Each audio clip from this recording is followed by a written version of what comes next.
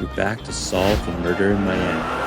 If you've seen part 1, I hope things are still a little fresh in your memory. If you haven't seen part 1, I'm not going to do much of a recap. I am going to go over some notes and some things that I missed, as well as this bright, beautiful timeline you see down here that I spent way too much time on, as well as some theories I have for the 3 victims. Before we get right into it, I'll mention this again. If you're wondering how I'm playing this on a computer, I go through and scan each document individually. And if you're wondering if I will send or share these documents, I do not share documents, so sorry. Okay, with that said, let's get right into it. First, we'll just go over some of my notes and some things that I missed. Again, hopefully some things are still fresh in your head. So the first point is that there was a statement from an employee at Jake's Diner who claimed to have seen Craig that night, or very early in the morning, walking to his apartment. He was surprised that his apartment was across from the diner. I noticed there was an address on the menu, and also we can see Jerry's address on the safe deposit box because Craig gave him an extra key. So if you compare those 2 addresses, they have the same street, and I think we can conclude that it actually wasn't Craig, but it was Jerry that the employee saw. So for reference, here's the address on the menu, which is at 2nd Avenue. And here's the safe deposit box application, which has Jerry Michael's address also on 2nd Avenue. And the numbers are close too, so I think we can safely assume that that's the apartment that was across from the diner. So the second thing I noticed, there was a paparazzi sending a letter to the Miami Chronicle stating that he was tailing Craig. And I believe it was in Daniela's statement where she said that Craig was saying he was being followed by a taxi. The paparazzi guy said that he was tailing Craig and then followed them all the way to Oceana, which was Daniela's apartment. And then from there, he kept an eye on Daniela. But Craig said he noticed someone following him from his apartment to Pandora's. It's quite possible that it's the same guy. So this is the Miami Chronicle letter that I'm referring to. Keith Manning sent some juicy gossip to the editor. And then this is Daniela's statement where she's saying how Craig was saying that he was getting paranoid because he thought he was being followed by a taxi. Next, I did kind of notice this one in the last video, but I didn't really connect all the pieces. But there was a sudden shift in how Craig viewed Matt. So the first statement is in an article in April in 1984, which is the previous year, where Craig says that he's not close with Matt. He says something like they don't hang out at all, like outside of the set. Then a couple months later, it's revealed that it was Craig's idea to recast Matt with the female lead. But only a month after that, Craig is suddenly showing support to Matt, saying he's going to leave the show unless they keep him on. So why the sudden shift? I think that Matt is Craig's supplier. And this must be when it started. So suddenly he's very friendly with him. Also in another document, it was saying that they would often watch kung fu movies together. So they did hang out outside of the set. Next, we have the desk worker at the Milton Motel who said that he was speaking with Terrence, and Terrence told him that he was going to watch the late night showing of Pippin 4. That late night showing is at 11 p.m., but the desk worker said that he saw him return to the motel at midnight. The movie was also like 3 hours long, so he definitely did not watch it. I think we can safely assume that's not a solid alibi for him, because even though he was a victim, there were 2 other deaths. Next, I believe it was in his psychiatrist's document that Craig said he had 2 spare keys in his apartment on a table near his front door. So this one I completely missed, and I think it was a very important clue. It would have been cool to discover this on video, but I did figure this out while I was editing. It's very hard not to see all the documents again while editing. Anyways, we know that he gave one to Jerry because of what the psychiatrist advised. So there should be 1 spare key left on the table. But when the police searched the apartment, they only found a safe deposit box key and a boat key, which was in that Polaroid photo, but there was no spare Lambo key. So I will get back to this in my theories. But for now, let's move on. Next, I think I concluded this in the last video, but the cocaine from Craig's car is the same that was found in Terrence's motel room. In Daniela's statement, Craig showed her the secret compartment with the baggie. So if it was stolen, or it had to have been moved somehow from Craig's car to the motel after Craig showed Daniela. So we'll get back to this also in my theories. Next, this one I definitely caught during the edit, where there was a newspaper article and it said Mitchell Pombarf. So definite typo, and we know that we were looking for a nickname for the chief of police. So this could possibly be the password for the database. And then there were 2 mentions of file numbers. One was in the introduction letter that was explaining the website, also explaining that you need the nickname for the password. And it was Uniform Oscar 45 Foxtrot /8. Then in one of the articles, there was a note from Sam Reed who told us to check out this file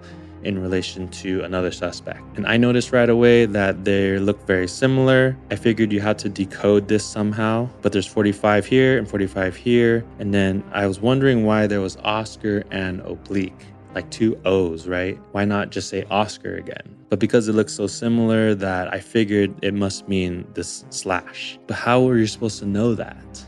And that's where this random article comes into play about this art museum. So it says oblique, and then it mentions forward slashes. So I guess that's how you're supposed to know that's what oblique means. You can even see in this picture here. Then also for reference, this is the note from Sam Reed, who says that Arnold Strauss is the suspect. I didn't really understand why Sam Reed thought he was a suspect. There's not much in these documents that mention him, because from what I know, he was just some businessman who bought CRM Studios. Okay, so next we have this timeline that I created. I don't know how helpful it's going to be. I guess it kind of helps me in trying to explain some things right now. So first we have our three victims, Craig, Jerry, and Terrence, and then a list of suspects. So we have Matt Lane, the co-star, Miranda, the wife, Maria, the makeup artist slash mistress, Strauss, who I just mentioned. There was a mention that Mitchell Lombard, the chief of police, could be a suspect as well. I don't know if that was a joke, but I just put him here anyways. And for Strauss and Lombard, I really have no information about their whereabouts. One thing though is that we haven't looked at the database yet. That might reveal some more information. And then lastly, there's just some important events that happened. And I think they're important because we need to know who does not have an alibi when these events occurred. So the first one was from the valet at Pandora's nightclub, where he heard a car shut when no one should have been in the parking garage. So that happened around 9:30 to 9:45. Immediately we know it wasn't Miranda because she was filming at that time. Jerry, who I don't think is a suspect for any of the deaths, was at Zero's bar about to get punched in a couple hours. Then of course Craig was at Pandora's nightclub. Everyone else we don't know, unless I missed something. The next important event is that there was a CRM truck parked outside of Jerry's apartment, not Craig's. This is across the diner. So whoever that was is a prime suspect for Jerry's death, because that truck was parked outside for about an hour, and that was around the time that Jerry was walking home with his friend and he was getting lost, but finally shows up at his apartment around 2 a.m. because that's when the diner employee said he saw him. So even though the time of death says around 1:30 to 2:30, it must have happened after 2 a.m. And if the driver was sat there for about an hour, it's most likely that the driver was waiting for Jerry to come home. And they must have known it was Jerry, not Craig, because they're at Jerry's apartment. Jerry was getting often mistaken for Craig, even getting punched at the bar because of that. So around this time, Maria is at McRae Bay trying to deliver a note and the earrings to Craig. It sounds like she's just in the lobby talking to the concierge, trying to reach Craig, but Craig is not responding. We know why, because he never made it back to his apartment. So we can safely assume that it wasn't Maria. We know that Craig was strangled in his car, and Maria couldn't have been in two places at once. So I think Miranda and Maria are pretty clear, at least for Craig. I'll get more into that in my theories. Lastly, I just want to go over Terrence really quick, who is Craig's dad. So first he checks into the motel, and then he goes to visit Craig at McRae Bay, where he gets pulled into this pizza prank. So Jerry's there impersonating Craig, and then they end up both leaving at some point. It's also mentioned that Matt Lane visited Craig at McRae Bay. It was a very short stop. It was also when the shifts were changing for the concierges. Is that plural? Then, like I already mentioned, the dad comes back like around midnight, but actually it says sometime past midnight, and then he's found in his motel room later. That's about it. I didn't find much about Matt Lane. Probably we'll figure out more once we get to this database. But before that, let's go over some theories. First theory for Craig. So he was at Pandora's nightclub, and then the car door sound was heard, and I believe that was somebody slipping into the rear passenger seat. The police tested it out, and they figured someone could actually hide back there without being seen. So how were they able to get into the car? Well, there was that third spare key. Like I mentioned in my notes, that the key was missing when the police went and searched his apartment. So this person hides in the car. Craig drives Daniela to her apartment at Oceana, and then drives back home to his apartment. Craig's key card was used at 1:13 a.m., so we know that's when he returned back to McRae Bay. And then they strangled Craig from the back seat. They mentioned that you need the key card and a passcode to enter, But to exit, you don't need either of them. You just have to press a button. So whoever this was, they would have to have no alibi between 9:30 p.m. and 1:13 a.m. So if my theory is correct, it couldn't have been Miranda who got into the car. Also, it couldn't have been Maria because she could not have been seen in the McRae Bay lobby at the time. She would have still been in the car until at least 1:13 a.m., but she was talking to the concierge at 1 a.m. For Terrence Makachev, we'll come back to him in my theories. We also don't know anything about Strauss and Lombard. Maybe we'll find out more, but let's move on to the next theory. So now I have the Jerry theory.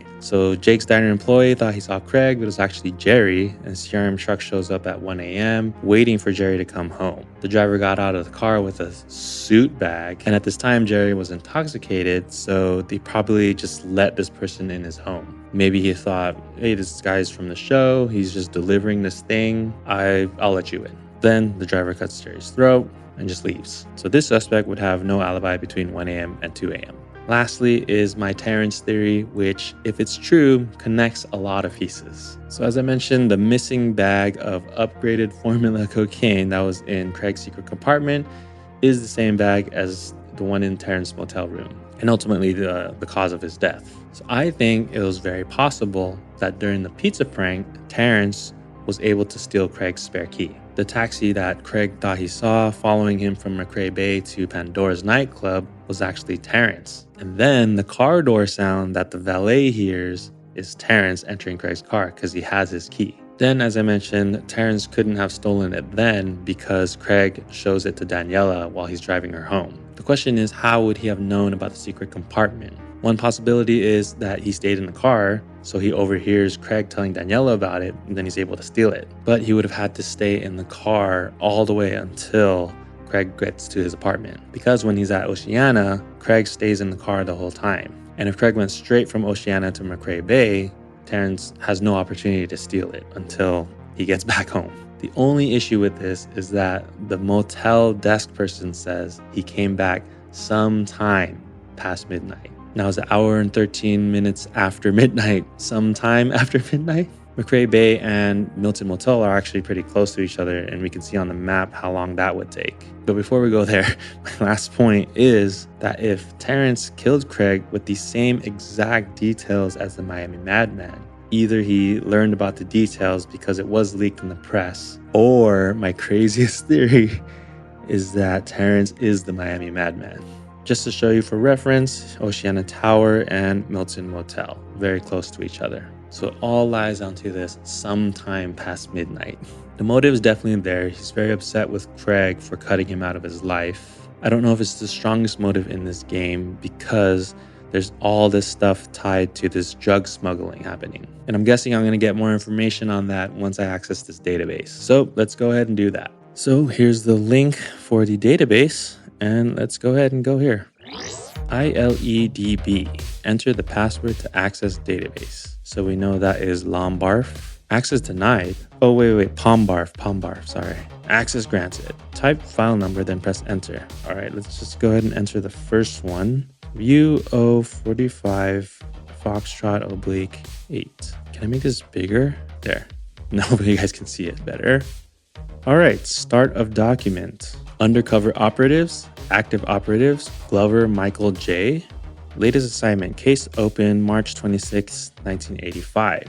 That's fairly recent, if the current time is April. Operative is currently investigating a drug smuggling chain providing drugs grown and produced in the Caribbean to drug dealers based in Miami. We saw this in the newspaper as well. We've already identified one link in the chain as Leo Burns. Just gonna take a note of this. And we know he provides drugs to Miami drug dealers, but we do not believe he personally smuggles them into the country. In order to dismantle this chain effectively, it is imperative we find the identities of as many members as possible before attempting to arrest them. Glover trailed Burns to try and uncover who the other link in the chain is, but never came across Burns interacting with anyone who could be the smuggler. Well, I think we know who the smuggler is, right? It's Matt. And that's because of the negative photos that we saw. Glover believes Burns might be onto the possibility he's being watched by law enforcement and so devised a way to obfuscate the drug handover. Of note is the fact that Leo Burns works in the wardrobe department. Oh, have we heard this name before? That sounds so familiar. of the TV show Florida Squad, and that Burns is a known associate of Arnold Strauss Jr. See file, okay, so we got another file number, who owns the company that makes the show, because he bought the studio. As such, we believe it is possible the chain is using the production as an opportunity to meet their activities obfuscated by the making of the TV show. Glover has been sent into the Florida Squad crew posing as an apprentice costume maker in order to get close to Burns and gather intel on who the person bringing the drugs into the USA might be. Do we know who this undercover agent is? Update, April 2nd, Glover has watched Burns through the day and determined the only time he's ever alone with anyone is when he delivers costumes to actors' dressing rooms. Okay, so did he also deliver a costume in the late of the night? He suspects that the link might be one of the actors on the show. Yes it is. Update, April 4th. Glover has reported that he believes the other link passes the drugs onto Burns by hiding them in the false lining of costumes for Burns to collect later. He has proposed taking drug swabs of different costumes to test for cocaine traces. He has sent them to the lab for analysis. End of document. All right, let's just see this file right here. People of interest, smuggling, Arnold Johann Jr. Mr. Strauss, best known as the owner of the Black Bull chain of steakhouses, has come to our attention due to a connection with a man under investigation, Leo Burns. Burns, known to be part of a drug smuggling ring, is also known to have been involved with the tainted meat scandal that plagued Black Bull restaurant in 1983. Though Mr. Strauss claims he has severed all ties with Burns, this does not gel with our intel that Burns is still a trusted lackey for Strauss. This has led to speculation that Strauss could also possibly be involved with the drug smuggling ring Burns is involved with. The fact that Burns got a job on a CRM-produced TV show shortly after Strauss bought CRM certainly raised suspicions. I have to see that document again that mentions Leo Burns. Of course, being based in Los Angeles, Strauss would not be able to oversee any smuggling operation himself. Why not? And would need someone to do it for him. It is possible Strauss is using this physical distance and the use of an overseer to distance himself from any accusation he is involved with Miami-based drug smuggling. Oh, because he's in LA, duh. We've been able to ascertain that no boats belonging to Strauss have carried drugs and that Burns does not personally smuggle drugs in from the Caribbean. Is it Caribbean or Caribbean? Looking through his financial records, one thing that stood out as suspicious is a plane registered number. Yeah, we saw the number in the photo. We'll cross-reference that. That Strauss bought from a dealer in Miami. Side note, Strauss's purchase of CRM Studios is also under investigation by the Securities and Exchange Commission due to possible fraudulent behavior. The hypothesis is that the deal was funded by the sale of recreational drugs and possibly other illegal activities. Update, March 21st. Due to suspicions around Mr. Strauss, we applied for a wiretap, and the request was authorized today. We were able to bug the car phone in his limousine. Phone number, this number. Transcript can be found at file address, new file, which is the same as the one that Sam Reed gave us. It's a fake number, so I don't think we have to call the number. But now we will go to this file. Oh, we have some audio here. I thought I was gonna have to read some transcripts. As part of an ongoing investigation, we've bugged a phone belonging to Mr. Arnold M. Strauss Jr. We believe that there are 2 calls that could be relevant to the case, and we have a case number. The first voice you hear belongs to Mr. Strauss. We're unable to confirm the full identity of either caller at present, though we have our suspicions. Okay, ready to take some notes here as well. Now let's have a listen. What's up? Flint's asking for a bigger cut. He wants more for his silence. More? Doesn't he already get enough? He's an addict. It's getting worse. I see. No advance on finding his evidence? We're working on it. We reckon it's in a safe deposit box at the bank. Last time our guy went over to give him. Or should I say, last time he went over to watch Kung Fu movies. He saw some keys on the table by his front door. He reckons one of them has the bank logo on it. So, next time he's there, maybe that key could go missing? Well, I'll talk to him, but I'd guess it's not as simple as just having the key. Maybe we should take more drastic action then, despite how useful he is. That might be a problem, too. It sounds like he's got his stunt double in on it. If Craig disappears, the double blabs. Okay, let me think about it. Get our guy to call me in a couple of weeks. I'll have come to a decision by then.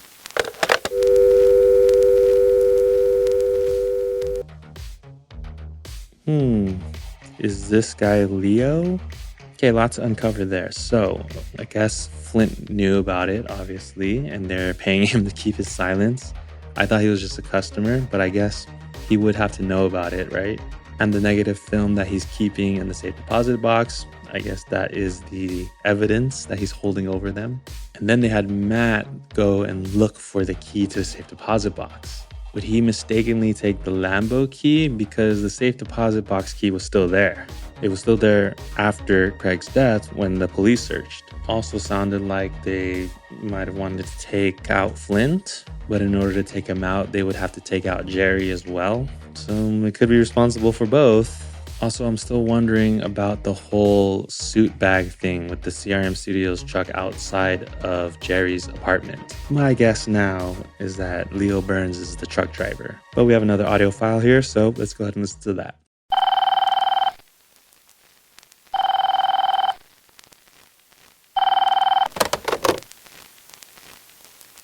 Yes? Hey, boss. Burns told me to call you. Yes. He said that you noticed some keys in Craig's apartment. That's right. There's 4 keys all perfectly lined up in size order, in true Flint fashion. The guy's a psycho about stuff like that. Anyway, they're on the table by his front door. I told the bank one looks like a safe deposit key. Think you could borrow it next time you're there? Oh, yeah. Sure, I could take it. But it isn't that easy. The guards will just take you to the box that matches your identity. It doesn't matter what key you're holding. Okay. In that case, I've made up my mind. Can you buy some rest in squeaks? Yeah, that should be easy. Good. I think Flint needs some. Okay. I understand what you mean, but it's not the right color. I mean, I can't exactly hide it in his normal delivery. It won't look right. Also, what about the double?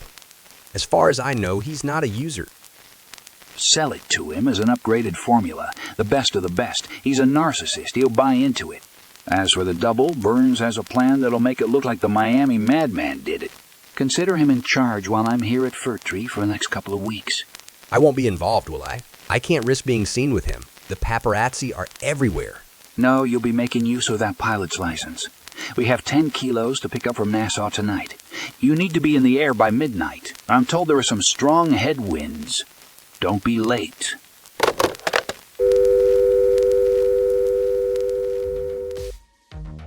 Okay, there's a lot of information there.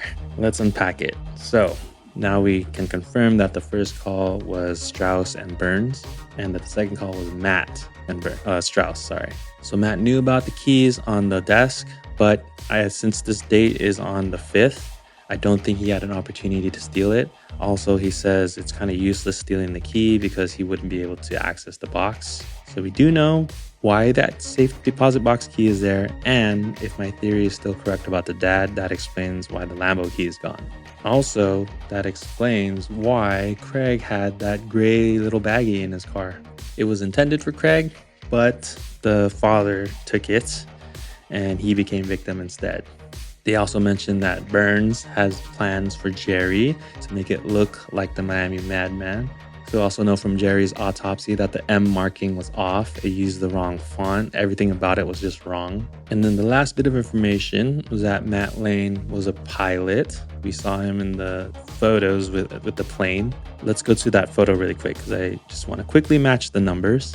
I don't think there's any more file numbers here. So we have N77297. It is an exact match. And now I think I have all the pieces put together. So the only thing to add here was that Matt Lane flew out at midnight. So obviously he wasn't there when a lot of these things happened. He couldn't have been the one hiding in the car. So I think those audio files just kind of filled in some of the blanks in my theories that I already had. I could go ahead and add Leo Burns in here, but it's too much work. We just kind of know what he did, right? But I do want to see the document that mentions him. So here's that document. It was an interview with Mr. Common, who I believe is one of the directors or owners, I forget, or showrunners. So here it says, everything runs smoothly. Just about the worst thing happened to us. Susan, the hiccup in the wardrobe department where a pair of rare dolphin earrings went missing. We didn't have duplicates, which is a big problem. I guess that was a guy in the wardrobe department that took them because he knew they were expensive. Well, he didn't steal them. So what's his name? Leo Burns. The moment Strauss bought CRM Studios, he was adamant we had to give Burns a job in the wardrobe department. No idea why, I must admit. Strauss has been no bother aside from that. Well, now we know why. Now back to my theories. I don't think much has changed here except we have a little more detail. Craig's and Terrence are pretty much lined up. So Matt sold the drugs to Craig. They were intended for him, but Terrence stole it. Whoever killed Craig had the same exact details to a T as the Miami Madman, which leads to my craziest theory, which might be true, that his dad is the Miami Madman. So that explains both Craig and Terrence. And now for Jerry, now we just know that the driver was Leo Burns. All right, let's go to this site and see if we're right. Who killed Craig Flint? Okay, so we're gonna put the full name. We need like the middle name and everything.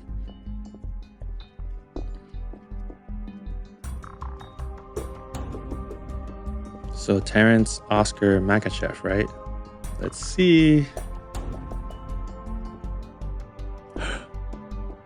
That's it? What about Jerry? Wait. What happens if I put something wrong? Okay, hold on. Let me go back. Let me see if I put something wrong. Let's put John Doe. Okay, so I did get it right. Put back Terrence Oscar Makachev. Okay, well, guess we need to just solve one. I guess so, that's true, huh? It just said in the objective who killed Craig. Miami Madman identified. Is it? Oh my gosh, I got it right. The twisted tale of celebrity, drugs, and murder. They did mention that the details were leaked in the press, so I don't know. The man known as Miami Madman, who has tormented the streets of Miami since July last year, has been identified as Terrence Makachev. While many will not recognize his name, they'll surely recognize his last victim, his son, Craig Flint, the main actor from the TV show Florida Squad. In a bizarre turn of events, both Flint and Makachev were found dead on the same day in unseemingly related circumstances. To make matters worse, Jerry Michaels, Flint's stunt double, was also found dead the same morning. As investigations progressed, it became clear that two distinct narratives were converging to explain the tragic series of events that unfolded. Oh wow. I was wondering if something was about these names, right? The victims, the previous victims. Also, one thing I didn't mention was that when I created the timeline, all of the persons of interest or suspects or whatever had an M in their name because I guess they wanted to make it seem like, oh, who's putting M on people's bodies? Earlier today, Police Chief Mitchell Lombard, see M for Mitchell, revealed that the Florida Squad production was, in fact, a facade for an elaborate drug smuggling ring. Matt Lane, another M, Flint's co-star, and Leo Burns, a member of the show's costume department, were found to be at the heart of this illicit operation. Flint initially had nothing to do with the trafficking ring, but having caught wind of it, he acquired photographic evidence of the drug smuggling in action, which he then used to blackmail the gang, trading his silence for drugs to feed his addiction. That was the great deal. He was pretty much getting them for free, or maybe at a discount, whatever. Understanding the risk he'd put upon himself, Flint had attempted to protect himself by sharing access to the photographic evidence with his stunt double, Jerry Michaels. It transpires that Arnold M. Strauss Jr., head of CRM Studios and kingpin of the smuggling operation, had originally orchestrated a plan where Matt Lane would kill Craig Flint using poisoned drugs, and Burns would kill Michaels in a way that mimicked the Miami Madman, but that is not exactly how the night played out. It came to light that Makachev was, on the very same night, hunting for an opportunity to kill Flint. Makachev accessed Flint's car using a spare key that he sourced from Craig's home earlier in the evening and sat waiting for a chance to strangle his son to death for carving his initial or signature into Flint's chest. Before fleeing the scene, Makachev stole drugs from a secret compartment in Craig's car, drugs that Matt Lane had delivered to Craig earlier that evening, drugs that he'd poisoned to permanently silence Flint. Okay, so that was the quick visit by Matt. The poison subsequently claimed Makachev's life. Lombard commented on Makachev's presumed motivations for his killing spree. Makachev might have been driven by an insatiable thirst for fame, possibly through the envy of his son's celebrity status. He seemed to yearn for the power that accompanies stardom. I guess so. I didn't think about that dimension of it. Makashev's victim selection held no obvious patterns based on age, gender, or ethnicity. However, some eagle-eyed detectives now believe the answer may have been under their noses since reading the killer's victim list in the Miami Chronicle. They theorize that Makashev chose his victims knowing that his name, Makashev, would forever secretly be immortalized by any publication that paid tribute to those he killed, ending with the grand finale of his son, Craig Flint. Oh, yeah. I mean, you can choose anybody, right? I'm sure these people were random. Unless he planned this all from the beginning for his son to be the finale. Case summary. A summary of each suspect. Miranda Wyatt, once romantically involved with Craig Flint, becomes a person of interest in the investigation due to her potential motive and the circumstances surrounding the night of the murder. However, as the evidence unfolds, her alibi becomes clear. So the motive is that they weren't in a good relation. Evidence suggests Craig was controlling, didn't treat her well, led her to move out, and that was before his affair with Maria. Okay, so I thought the affair happened during their relationship. In the Chronicle, she said, "I want him dead." I did see that. But of course, yeah, the alibi is that she was filming at the beach. Oh, I guess the studio is in California. Okay, that's very much clears her if she was not even in Miami. So Maria's the makeup artist and they had an affair. It took a turn when he wanted her to be fired. So of course, there's the motive's revenge. However, she was in the McRae Bay Tower lobby around 1 o'clock. So yeah, they're saying she could not be in a position to murder because she was in the lobby. Matt Lane, I think, yeah, they just mentioned that he was going to fly out at midnight. You guys can pause this if you want to read it. Oh, I guess the article mentioned that he was the one who was arrested. Yeah, he would have been the one flying the plane that got busted. Bart Shepard, I didn't even think was a suspect because he got arrested right away. Leo Burns, we only really got information in the database. He wanted to make it look like the Miami Madman and did a really bad job of it. Oh yeah, and I guess if he was the one in the CRM truck, he couldn't have been the one to kill Greg. And I guess this makes sense. If he killed Jerry, he couldn't have been the one to kill Craig because they happened around the same time. I never thought Daniela was a suspect. But yeah, once he dropped her off, the paparazzis just saw her in her house after that. For Strauss, other than the info we heard in the database, we just know that he was running the operation. Oh, so I guess, yeah, he was also in California. So that's one thing that I missed, that the Fir Tree Studios is located in California. Finally, Terrence Makachev. I think we pieced this all together. Again, pause this if you guys want to read. Hi, I'm Luke. Congratulations on finding the killer. We hope you had a blast solving this one. The four of us here at Cryptic Killers. 4? Wow, it's a 4-person operation. Poured our hearts out into it, and we genuinely hope it brought you joy. If you could take a brief moment to leave a review on Amazon, it would mean the world to us because reviews are the lifeblood of our little business. Thank you. Well, great job, Luke and Team of 4. I absolutely had a blast. So that'll do it for this video. We solved the case. I missed some little minor details here and there, but not too bad. I did really enjoy this one, piecing it all together. I hope you guys enjoyed it as well. If you did enjoy it, don't forget to give this video a like, subscribe to our channel. If you want to help support us, there's a link in the description to buy me a coffee, and I hope to see you in the next video.